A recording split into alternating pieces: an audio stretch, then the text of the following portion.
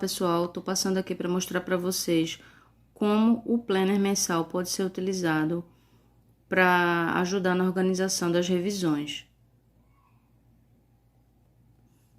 O formulário que eu estou usando foi um formulário que eu mesma preparei, sendo que você pode ou utilizar esse, ou comprar um pronto, ou pegar modelos na internet de disponibilização gratuita e imprimir, ou então você mesmo criar o seu próprio modelo e adaptar conforme a sua vontade.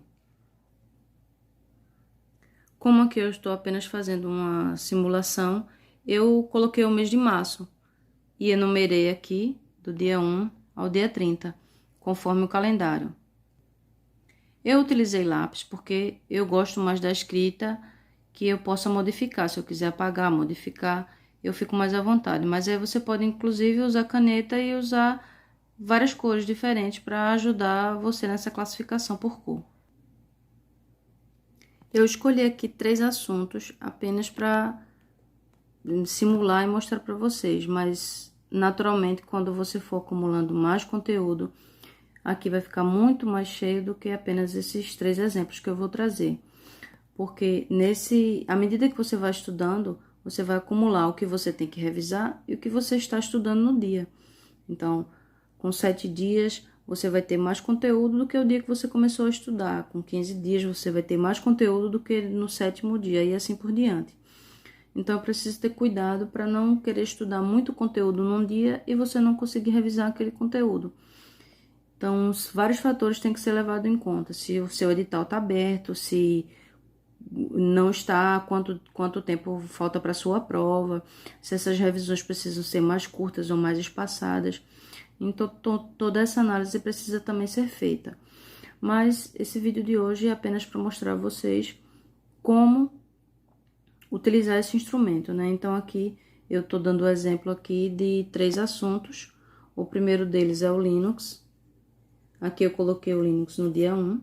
Então, considerando que esse seria o mês de março, no dia 1 eu vou estudar o conteúdo Linux, comandos e privilégios, e com 7 dias, que seria exatamente no dia 8, eu vou repetir esse conteúdo. Na quinta-feira, no dia 3, eu vou estudar a acentuação gráfica, as regras gerais. Vou repetir no dia 10 o mesmo conteúdo, 7 dias depois, já fazendo a revisão.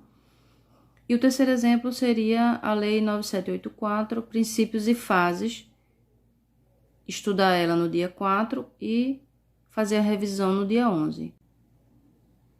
Aqui eu estou dando um exemplo para vocês de uma organização dentro de 30 dias. Mas existe uma espécie de cronograma que é muito difundido no universo de concursos, que são as revisões dentro de 24 horas, uma semana, 1 mês e 6 meses. Sendo que, a depender do tempo que seu edital, que vai ser sua prova, então você pode estar reduzindo isso.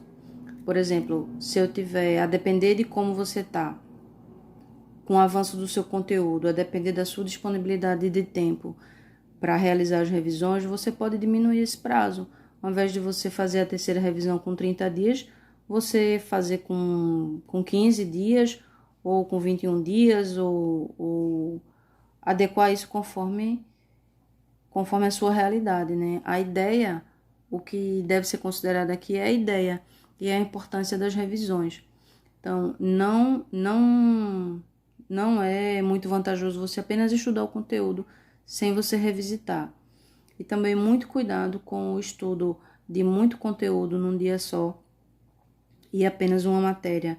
Eu aconselho que, no mínimo, diariamente você estude pelo menos 2 matérias e que a quantidade de conteúdo seja suficiente para que você possa estudar aquele conteúdo com qualidade. Não vale a pena você estudar muito conteúdo num dia, mas você não assimilar aquele conteúdo, você não fazer resumo, você não fazer questão. Então, é muito importante o estudo do conteúdo associado com a organização para revisão e também para resolução de questão.